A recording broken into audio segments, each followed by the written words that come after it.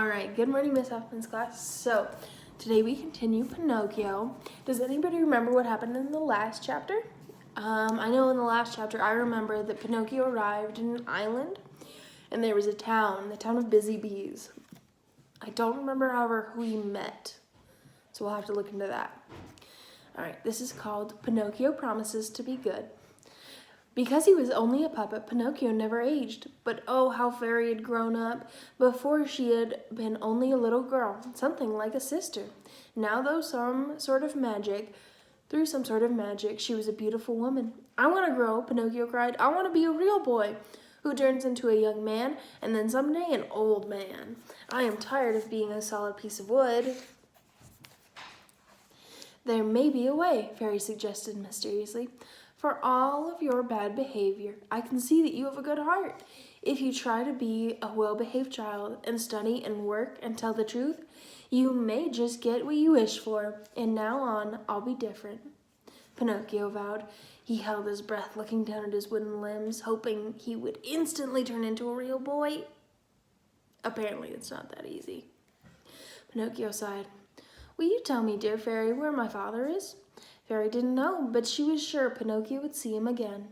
For now, however, since I have grown into a woman, I will be your mother instead of your sister, Fairy said. Lovely, Pinocchio cried. But Fairy had some conditions. You will listen to me and go to school. Pinocchio frowned. Eventually, you'll get a job. Pinocchio groaned. What's wrong? Fairy said. I don't know, Pinocchio said. I tried to get excited about those things before, but I'm afraid that I'm back to feeling like school and work aren't very much fun. My dear boy, Fairy said, people who say such things usually end up in prison or the hospital. Every person must do something in this world to make himself. You have to fight your laziness. Didn't you just say 1 minute ago that you wanted to become a real boy? Pinocchio nodded, remembering that he did want that desperately.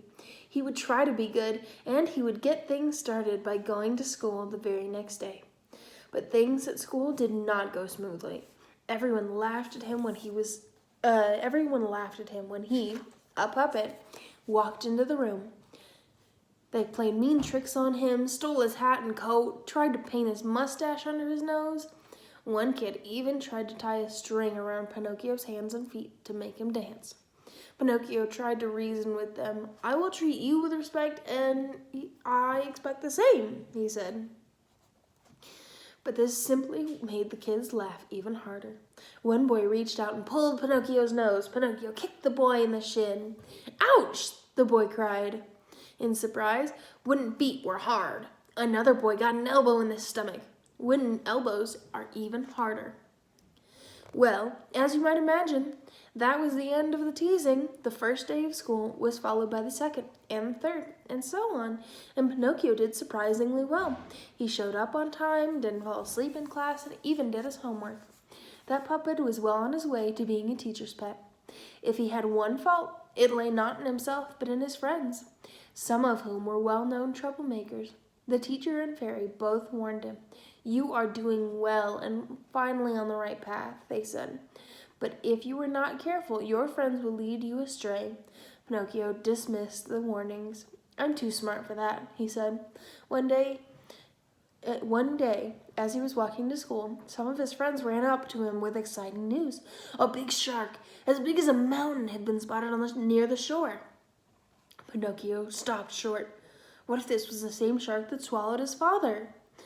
The boys announced that they were going to go see the creature, and they invited Pinocchio to come. I can't skip school, he replied. That's the thing about school, the boys said. There's always more of it tomorrow. I'll go after school, Pinocchio tried, but the boys pointed out that the giant sharks don't just stand around waiting for you to finish your studies. Oh, all right, Pinocchio said. I'll race you there. Alrighty, so what do you think is going to happen in Chapter 12? The name of Chapter 12 is In Search of the Terrible Shark. Alrighty, everybody. Can't wait to see you tomorrow.